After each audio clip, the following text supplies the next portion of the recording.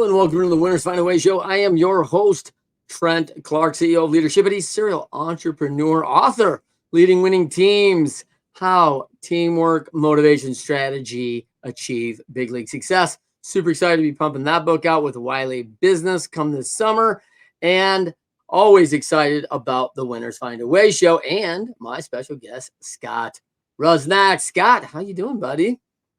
Trent, never been better. Thanks for having me on the show. Never been better. I love it, man. I love it. Listen, I know it could be better because you could be on that board outside, out in your San Diego home there, hitting some curl right now. So tell me, it could be a little better. You know what? I think if you've got a well-designed life and a well-designed business, you've got ample time for clarity. And that's going to happen at about 3:30 this afternoon when the tide is perfect, Trent. There you go. You're timing it up. The whole world's on the clock, and you got it dialed in, man. I love it. That is a life by design, folks. For everyone out there on the Winners Find a Way show, if this is the first time you're listening, we bring in the top 1% of people that have achieved some things in their lives, talk about some of the challenges along the way. I love the quote, Scott. Winners, when shown data that they are losing, find a way to win.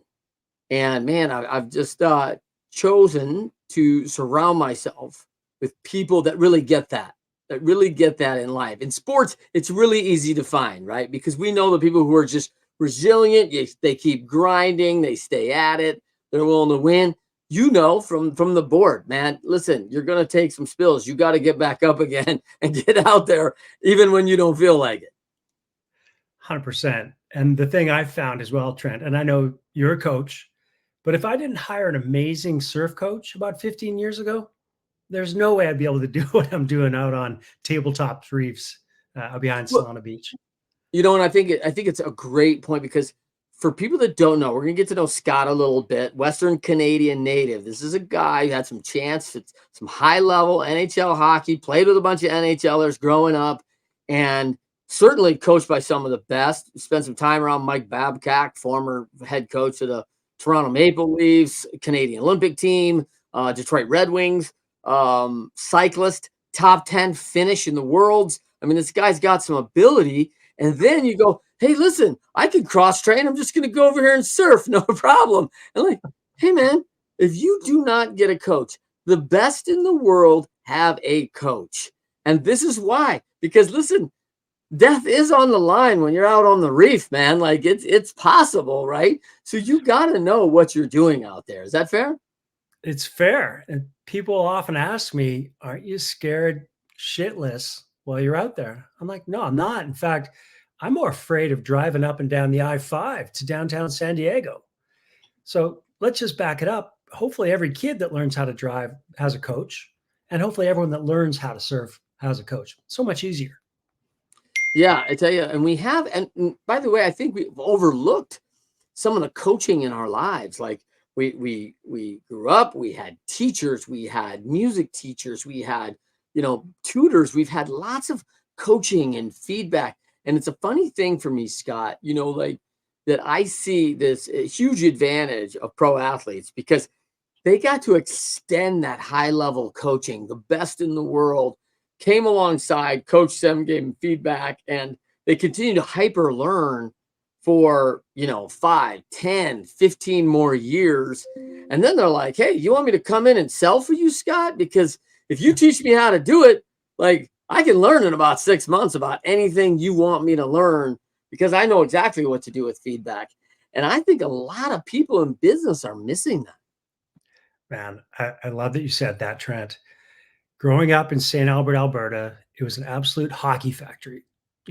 Troy Murray, Mark Messier, Chris Osgood, those guys made it to the NHL. I didn't. And a lot of people ask, well, if you weren't such a great player, why are you a great coach? And well, Wayne Gretzky was not a great coach. Neither was Ted Williams. And I think for the people that had to just bash their head against the wall, they realized that if they go through life with an open mind, they're going to find a lot of open doors. And if you've got an open mind, you're coachable. And I think you could be successful. Yeah, it's a great example that as we see some of the best players in the world, like I probably would not want to be coached by Barry Bonds, one of the best hitters. I love watching this guy. Of course, 0-2, we play him in the series. And that is like a up close and personal, seeing this guy play 7 days in a row. And it's like, man, it was special just to watch him. But if Barry Bonds ever said to me, hey, just do what I do, I'm like, hey, man, don't you think I'm trying? Like, I'm trying to do what you do. Like, nobody does it like you do. And he's a great model to follow. It's just a hard model to follow. Like, that's a tough act. And so, probably one of the best coaches I was ever around was Joe Madden.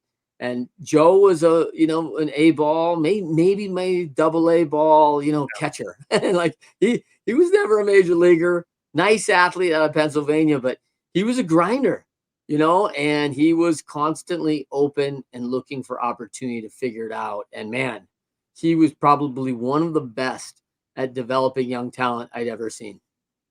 Trent, there's a tool that I use with my clients all the time. It's called the Delegate and Elevate checklist. And we'll give credit to the great Dan Sullivan for coming up with the term unique ability. But if you can figure out what you're great at, and I mean that thing you're great at, and if you've got the ability to stick with it, put in measured reps and be accountable for those things, you can rise above that 1% and really get somewhere. Yeah, I mean, good shout out to Dan Sullivan, a strategic coach. We're talking coaching. And listen, if you're listening, there's some great coaching, and we're just dropping dimes right now. Actually, we're dropping grenades on some of the best coaches because these are some of the best in the world.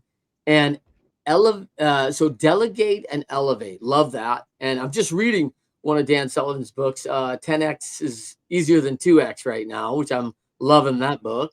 And so let's talk a little bit about you. Western Canada guy, grow up, start in the software area as a profession, move down into the States, build that up, sell it, kind of find your niche in the coaching world and saying like, man, I love entrepreneurship, but the doings so much isn't always the fun. In fact, there's a lot of roller coaster on the doing, and we all have felt that. Riding the roller coaster and coaching somebody through it is where you really found your sweet spot. Is that fair? Absolutely. And if it wasn't for the likes of Dan Sullivan and Gino Wickman and Patrick Lencioni to say, hey, Rusnak, you're a great leader, but you're a better coach, I wouldn't have had that aha moment to say, you know what? This present situation is not my final destination, and the best is yet to come. And as a 58-year-old coach, Trent, I got to tell you, I feel 29. If it wasn't for those guys, I wouldn't be in the seat I'm in right now. And I'm just loving what I'm doing. Well, not looking, by the way, looking more 29 than 58, brothers. So, you're doing all right here. Like, what up, man? Surf's up. Like, listen, if you're looking for the fountain of youth, Scott's got it out in San Diego, apparently. So this is good. Now you got two adult boys that have grown up, one in the entertainment industry, another one in cybersecurity, which is huge, growing like wildfire, of course. And I might need to call him, actually. I think by an email I got yesterday. So all these things. But, what most people don't know about you, young guy growing up in Western Canada, you're a pretty good guy on the mountain, a lot of confidence as an athlete.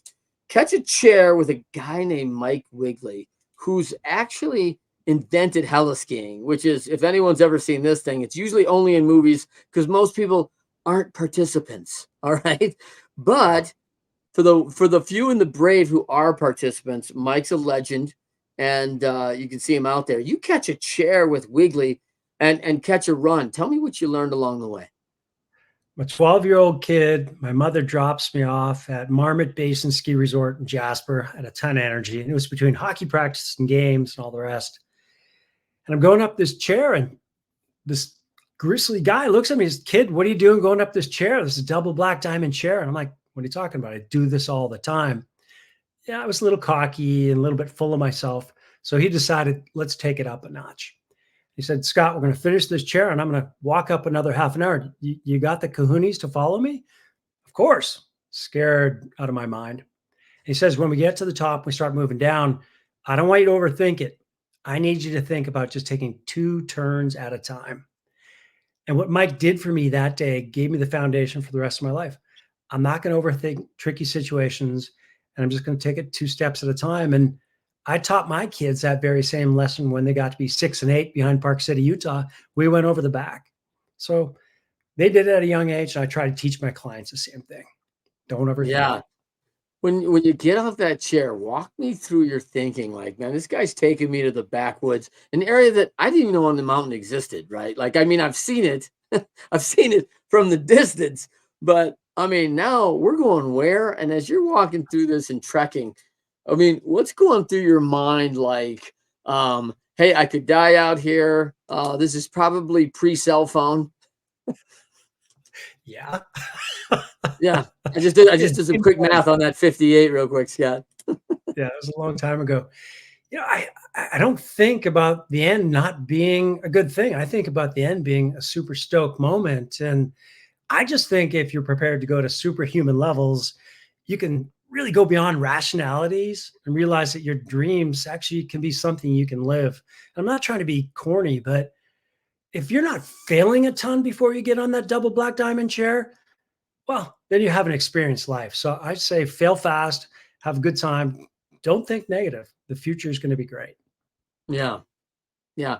I think for a lot of folks, our limitation is right between our ears, right? What we're telling ourselves, what we're letting in for sure.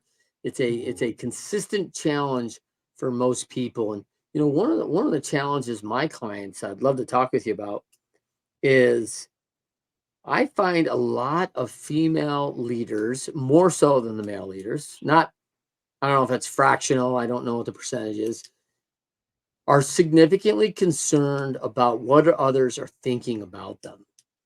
And they're getting this racket just stirred up in their mind. And I have a lot of conversations with folks, Scott, saying, I think you're going to be shocked when you find out how infrequently people actually think about you because we are about us, like hey, what am I doing? What do I got to do? And we're not often that much focused on the other person. Maybe make a quick criticism, but it's not staying there very long. And because it's always going to come back to us. Well, what have you found in that world of leadership?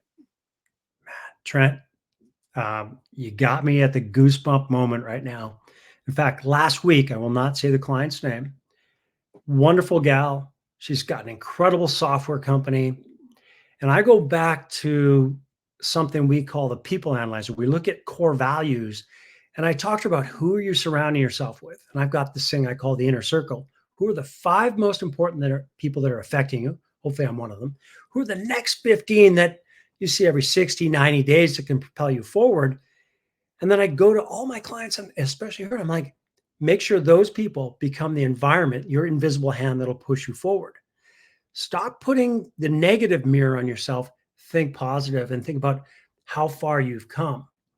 Another shout out to a great book, The Gap and the Gain by Dan Sullivan. Don't measure yourself on the fears that have come, measure yourself on the success you built up. And I think your mind will be pointed in the right direction. I love that. Um, one of the things like you have 1% clients. I mean, that's a pretty common. Like myself, you're regularly driving in. I mean, just a few Dutch Brothers, which I love their coffee shop, right? Um, ESPN, lived and died by it for years. And you've been a couple times, around the big blue ball here on this thing, and you have a unique perspective of life and business by design. I think Yeah. so many people come with intent with our firm. Hey, I need to get life right or I need to get business right. And they're like, oh, these things are about commingling, about as deep as you can get all the time. And one of my personal biggest challenges as a serial entrepreneur, right, is hey, hit the off button and be engaged in my family, in my events, and whatever I'm doing at the time. And that has not been an easy task, though. From the athletic standpoint, you do get pretty good at compartmentalizing, but overwhelm can happen pretty easily when a lot's going on, right? Talk to me a Trent, we little bit didn't about life and biz.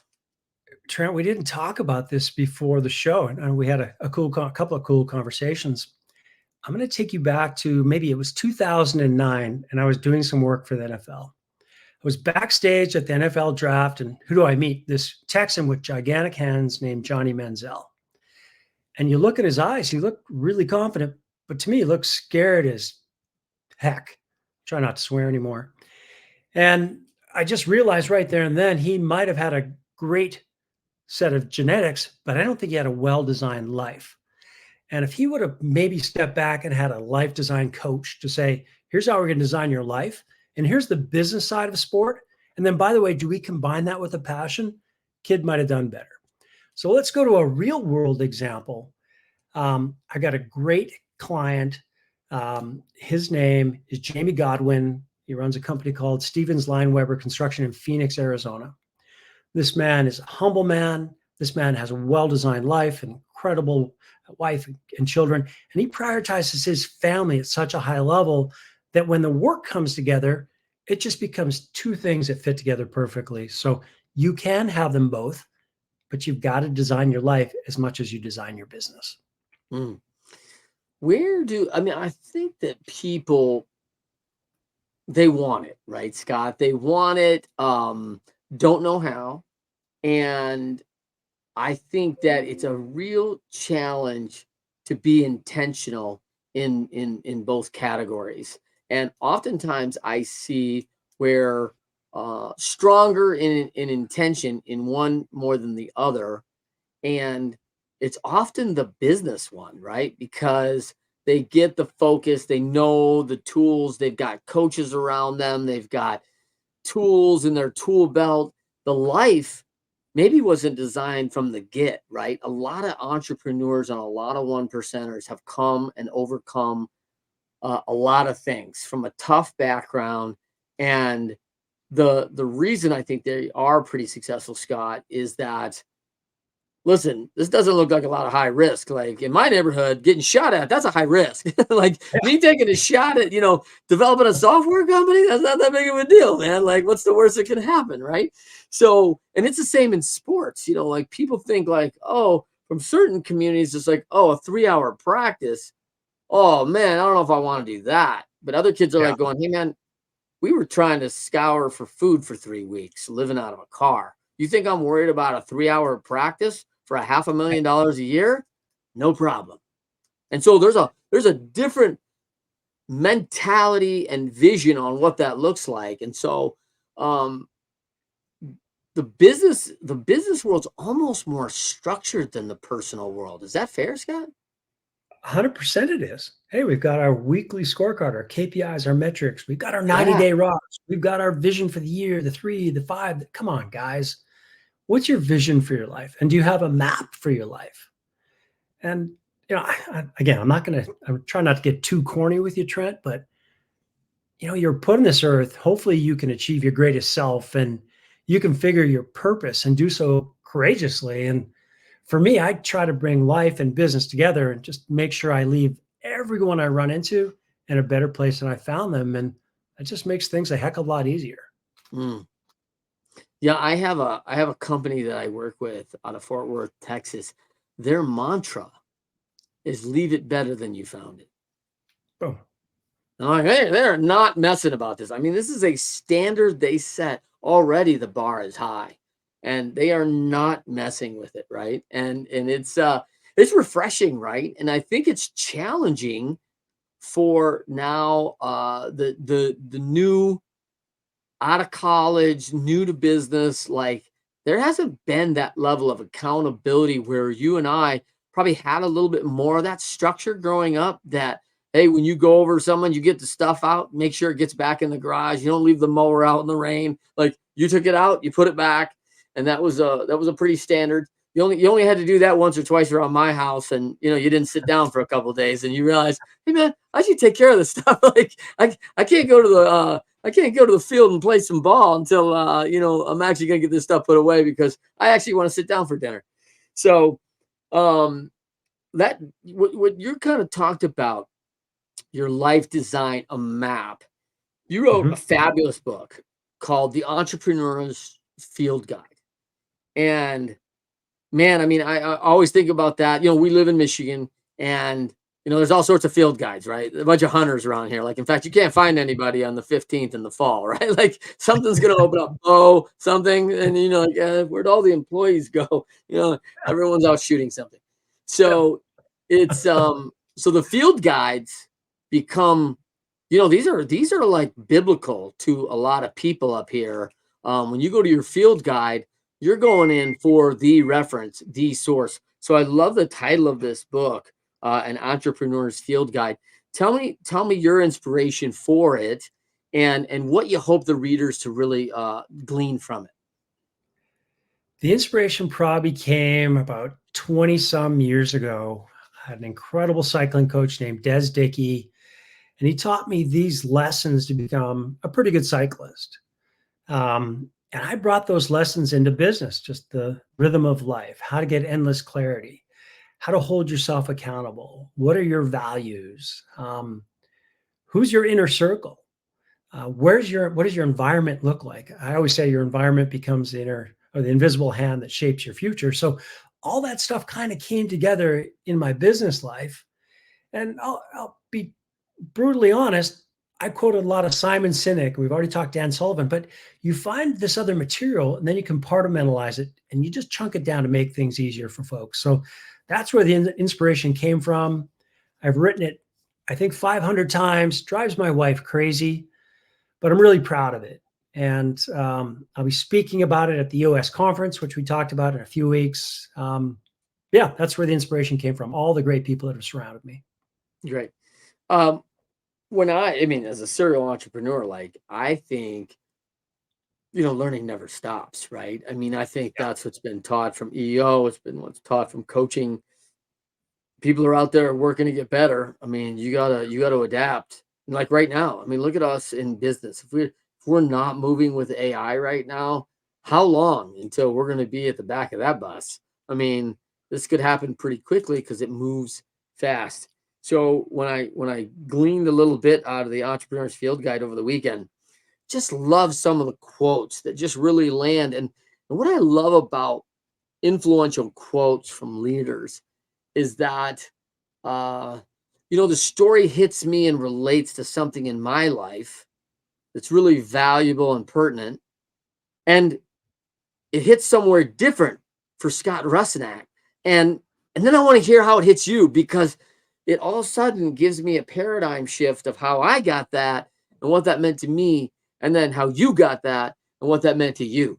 So I think those are the kind of words and trans books that kind of keep progressing us to another level. And those are also the kind of books that you can go back to at different stages in your life and glean new meaning, glean new value from your experiences. Hey, Trent, I really appreciate that. The book can be read in a couple hours. And Yeah. I've got this principle, keep it simple, less is more. And I really wanted to inspire people with the idea that if they can make every decision today onward with their future self in mind, that roadmap becomes so much easier to create. Say it again, because I think that was really important, and I don't think people understand that. They should be Excellence, considering. Go ahead, say it again. excellence can be achieved when and only when you make every decision from today onward with your future self in mind. Yes. So here's our future self. We have a goal, and everyone loves goals, right? We love goals. Let's get some goals. We're gonna get some goals together, Scott. Let's do some goals. And we work hard at that. Let's get some goals. But the goal, the very idea of a goal for me is, what are you dreaming about? What are you dreaming to be? What are you dreaming to change? What are you dreaming that life considers something different for you? And so I ask that a lot in the goals, like, what are you dreaming about? And that vision of what I once I get there, hey, this is what's going to look like, Trent. I'm going to have, or it will be, or um, when I get there, this will happen. Like, they will know and define that by something, right? And so they've now defined their dreams, which makes me the dream maker, right? Okay, so how do we bring along those dreams and make them happen? And so I love this, that the vision of shaping decisions on your future self is such a big deal, because when you set those dreams, you put in place what you can be and how you really envision yourself. And now, one of the great books I read as a pretty young guy was Coach Rick Pitino, Very famous good. basketball coach. He's coached in the NBA, all over the collegiate environment, and he wrote "Success is a Choice," and it's made thousands of times a day, right? And you're like, ah, dang, yeah. Should I go for um, the oatmeal, or should I go for Ooh, the big cinnamon roll with the extra icing? Right? here we Like, go. here's a choice, and man, you're gonna make 1,000 all day long, and they're just gonna keep piling up. And man, walk me through as you talk about, you've been intentional about going back and rewriting this to simplify. Yeah. Why do you bring it back down to that simplification? I can't remember if it was Einstein or someone said, if you would have given me more time, I would have written you a shorter letter. And so I found that over time, that if we can really dig into things, we can simplify it, create bigger fonts, and the message can become more powerful. And I love the fact that you referenced Rick Pitino. Early in my life, one of my coaches asked me, another cycling coach said, "Are you prepared to make every decision from today forward to make your bike go faster, like my bicycle? That means if it's a Friday and all the boys are going out for beer, I got to train the next morning." The quick answer is no, the bike won't go faster. If it's Tuesday and there's a big family event and I know I've got a race Wednesday, it won't make the bike go faster. So you got to make these really tough decisions, but those in your inner circle need to know you've got a bigger goal and a bigger purpose, because your life is going to become a reflection of what you allow yourself to see. So put it out there, make it happen. Mm. You think life is a reflection of our decisions? I hope it is. For me, it is. Yeah. I was lucky enough to have a bad pickup line with this really cute girl when I was going to college. It worked. What was the line? What was the line that worked on Mrs. Rusnak? This is so, I don't think we should go there, but she was She Canadian may not champion. admit it, by the way. She may like, that wasn't the line I'd fall for. No, I've got to tell you the truth, and I'm going to get roasted after this podcast. She was Canadian champion gymnast, university gymnastics champion. I thought it was pretty hot. I was, pretty big ego. Of course, you read about me in the local newspaper, my 3 lines. I'm kind of talking to her, and she had no clue who I was. And I was like, I can't believe you don't know who I am. She's like, you brash, egotistical, this and that. Yeah. Nonetheless, I got her phone number and we went to a movie a few days later and I apologized. Nice, nice. So good recovery. So she knew there was some humility there. So that was a good start. It's funny. I don't know how many that tried the line. Like, I don't know if you know or not. I'm kind of a big deal, but not usually a leading winning line, Ugh, right? I'm embarrassed, but it sets me in my stage all the time. Yeah. One of my core values is be humbly confident. I wish that I had that as a kid. Yeah, what do you think turned? What do you think turned for Scott back, 20-year-old Scott, who was like, "Hey, I'm on my way. I'm a good hockey player. I'm a good cyclist." Obviously you saw, maybe a knock when you saw some of the other guys who you're playing with keep going and you Yeah. didn't, right? I mean, that's the first knock that you kind of come to reality going, dang, I guess everybody doesn't go to the Chell, right? Like, this league's not for everybody, right? And there's some pretty freaking good guys out there that aren't in that league, right? Well, I can remember the day in June in Edmonton, Alberta, Canada, 1984, when 7 of my teammates got drafted in the NHL, and I was at Danny Andrews' bar drinking way too many beers with all the other guys. We're just singing our beer. And I walked home. It was about a 20-kilometer walk from that bar that night. And I just said, okay, that's it with hockey. 100% going to focus on my bike. And I got my ass kicked. And it was 100% humiliation. And I just disappeared from society for about a year just to focus on my bike. So that was probably the best thing that ever happened to me. Mm, mm. But So you turned it internally. Like, I'm not going to put myself out there and get my butt whipped again. I'm not Mhm. interested in that. So internally, I will go into hiding here, but go into deep training on Scott, deep training on getting the bike faster, get deep training on coaching and what they're asking me to do, and all the parameters that were required to be successful. Is that fair?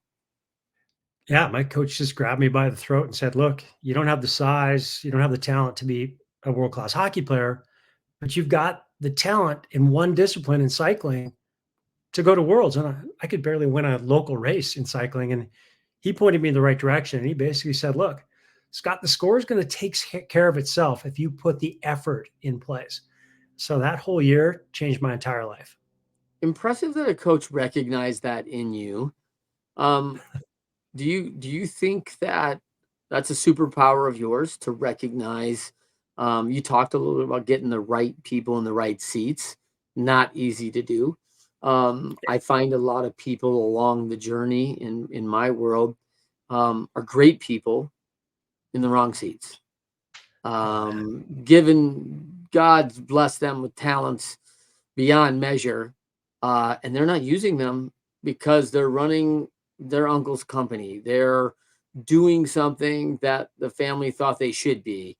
Yeah. They're going against whatever they know in their heart because I could never make it, and I've got two little responsibilities at home, and I got to do what's right, and I can't go for that right now. Um, Walk me through what you found. Trent, I know the two of us can smell passion from a million miles away. Mhm. And when I first meet any client, I can smell the desire to succeed. And if they could tell me a little bit about what they've overcome and how they've gotten somewhere, I see someone. If you give me a drop of water, I can grow a cactus, I'm pretty sure, in that little cup beside me. So the urge to reach full potential is something we've gone through life. And I think we can unlock any door to that personal excellence if you can hear about that. So you hear about it, and then I start to see the behavior, and then I get my hands going. And I know that I can wring that out of that person and help them get on their own path. And I'll tell you, besides the executives and leadership teams I coach every year, I usually find two or three people from our EOS community that I coach. And this afternoon, I'll be working with a kid named Blake Winters. He's 28. I see a ton of potential. No, he doesn't have gray hair. No, he hasn't started and failed in the software world, but I know he can do it. And I'm going to help him, but he's got to help himself first. Yeah, yeah. When you got someone out there struggling and they're losing hope and Yep. that things aren't going the right direction, how what's your go-to to point them in a direction of success, Yeah. especially when you feel like they may not only be in the wrong seat, they may have taken the wrong bus, right? Like it's not Yeah. like back to that old, good to great, right? Like the right seat on the right bus. I turns out I'm supposed to be on bus 47 because I shouldn't be on 51. Like this isn't where I want to go. I'm headed in the wrong direction. I don't like the people on my bus. And you can see it clearly that it's not a match. How do you address that?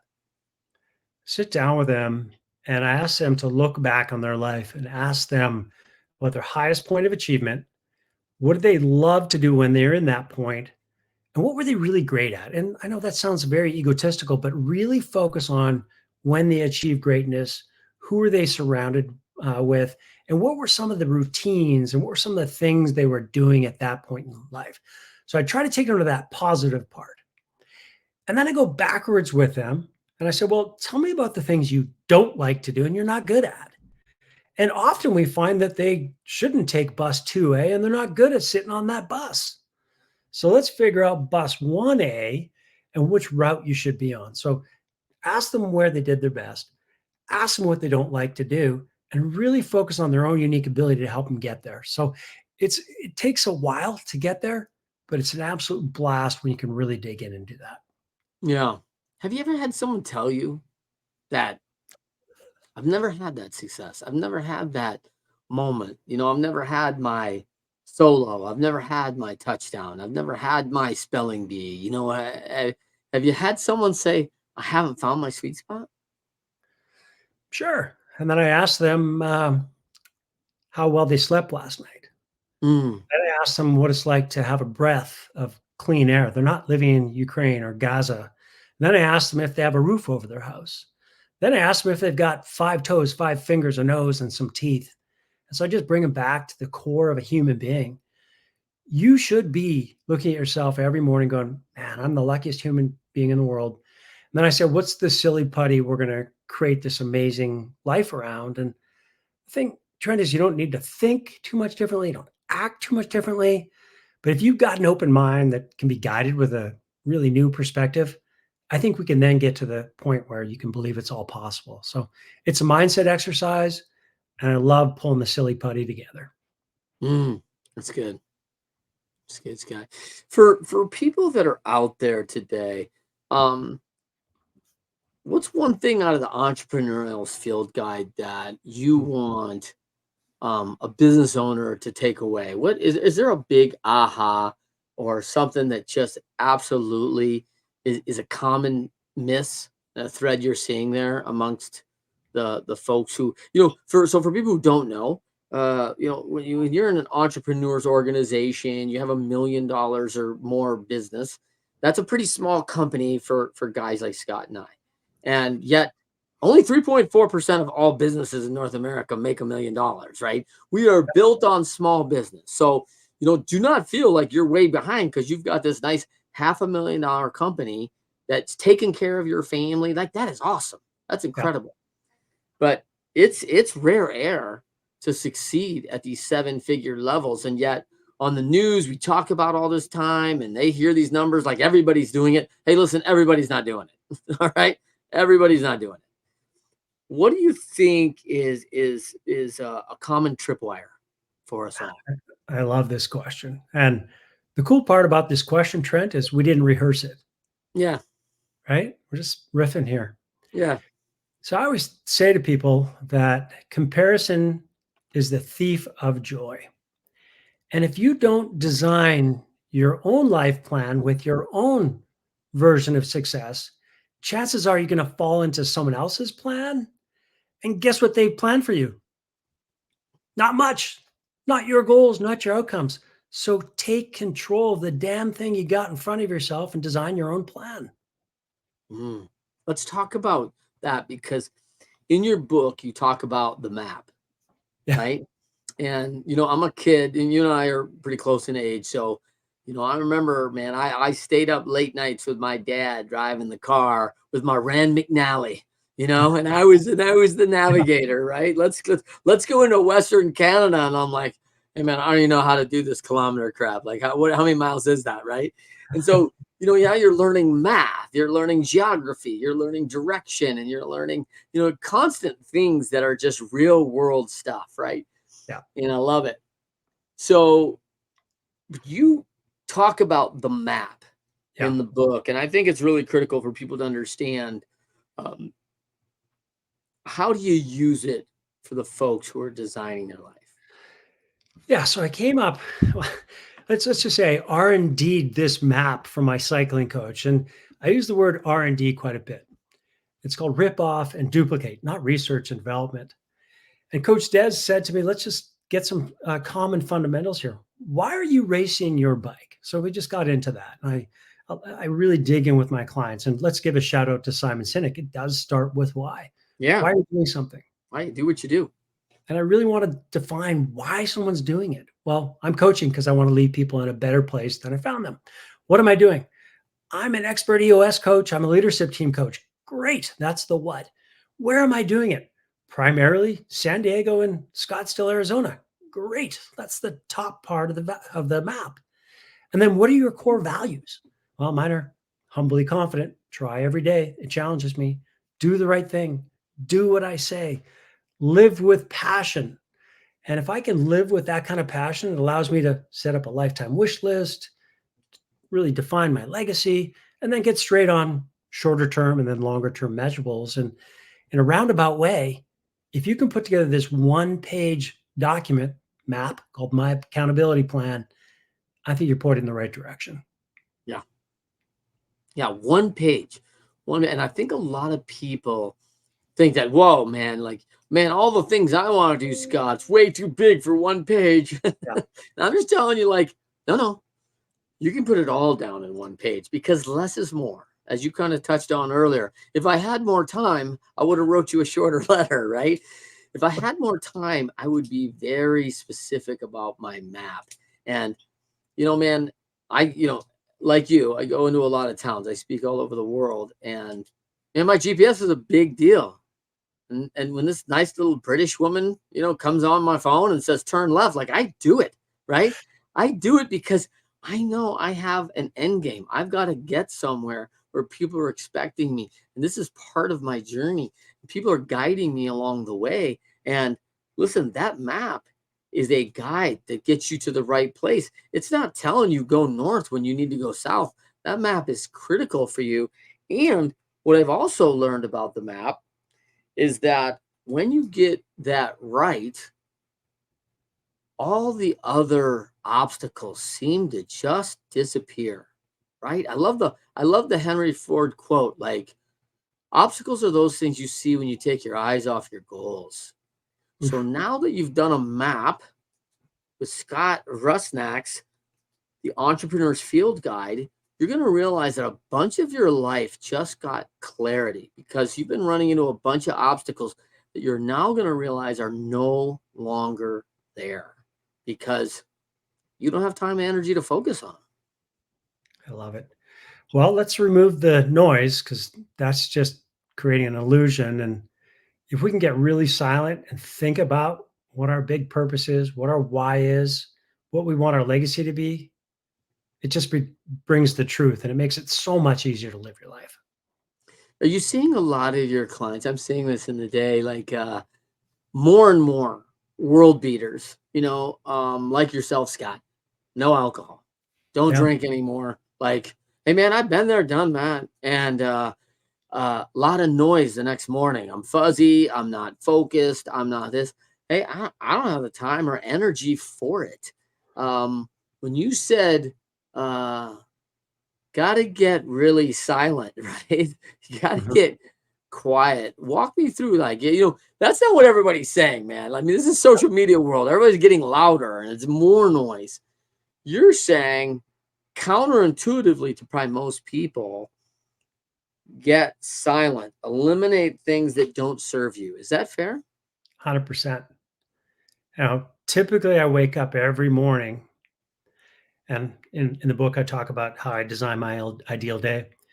For about 15 minutes in the morning, there's no news, there's no radio, there's no alarm clock, and I lay on the ground and I put my legs up the wall in an L sit position and I give gratitude to those that have helped me and just in my own mind. I think about the day, everything great that has happened. And then I also go back to my purpose. Who am I going to affect? And I got to make sure that I really leave people in a better place than I found them. And that silence alone of doing nothing allows me to enter the day knowing that anything is possible and I can pretty much accomplish what I want. Mm. Have you taken things out of your home as a minimalist? Have you decided, like, hey, there are certain things that we don't really need here. Like the clutter is going. You must have talked to my wife before this as well. I lead a very minimalistic life. We've sold the big house with a view in the pool, and now we just live in a really simple house. Not a lot of stuff around. Buddha does sit on the patio, which is hilarious, but I just don't need a bunch of crap. I don't need it in Yeah. my way. It's a distraction. Yeah. Yeah. I'm finding that more and more. I can't get rid of enough stuff after spending a lifetime of accumulating it, right? Oh boy. There's a book called The Swedish Art of Death Cleaning or Death Cleansing. Oh, it's hilarious. Yeah. But think about it. If this was your last week or two on earth, do you want a bunch of clutter around you or do you want freedom and open spaces so you can be with those you love? Come on, it's a simple choice. Yeah. No, I think we missed it in Western world somewhere along the line. But I do think we're getting back to it, right? I think we're getting back to what's important. COVID probably had a couple handle on that. And um, if you want to wrap things, I know you got time here. Be respectful of that, Scott. But There's a lot of folks that are hurting right now. Man, it hasn't gone the way that maybe they thought the last couple of years, and need a little motivation, need a little fighting some of the internal thoughts. Maybe not using their best voice on themselves sometimes. Yeah. What would you recommend to someone out there today who's been um, hiking up the hills and doesn't seem to be getting to their destination? Wow. This is the perfect send off, Trent. Um, it's Friday, and I think people have got a gift called the weekend. And I need them to shut off all the noise, go for a long walk without distractions, close their eyes, and think about how far they've come and what the possibilities are in the future. Again, we'll go back to that earlier statement. The future needs to be fascinating. And if you can picture yourself in an ideal state in the future, I think you got a heck of a shot at achieving it. Mm. Yeah, picture yourself. I love that. I love that, to get a visual image. I'm going to add something to that if I can, Scott. At the end of your hike and your weekend, come back and write down what you saw. Write down the vision in as much potential detail as you can. Put mind to paper so that you can go back and always be very clear about what that actual vision is, because you should not lose that along the way. But there's something, cognitive about putting that vision onto a piece of paper and writing it out that can help make it a reality for me. Hmm. And man, I think that exercise is something I might be doing this weekend. so, so I'm excited. And man, Scott, geez, time flies, brother. Like, Right. thank you so much for joining us on the Winners Find a Way show, Scott. Coach some of the best in the world, obviously. And man, let the audience know where they can find you. ScottRusnak.com. Simple as that. And Trent, I really hope they can find me here in another 6 to 9 months. I've had a blast, and I really Yeah, come on appreciate you back, inviting brother. me. Come Yeah. on, man. Yeah, let's go. Yeah. So that would be awesome for everybody. Winners Find a Way show every Friday, 12:30 p.m. Eastern, 9:30 a.m. Pacific. Join us Facebook Live, LinkedIn Live, and our YouTube Leadershipity channel live. Join us, and you can find our podcast on all major networks. Until next time, everybody, winners find a way.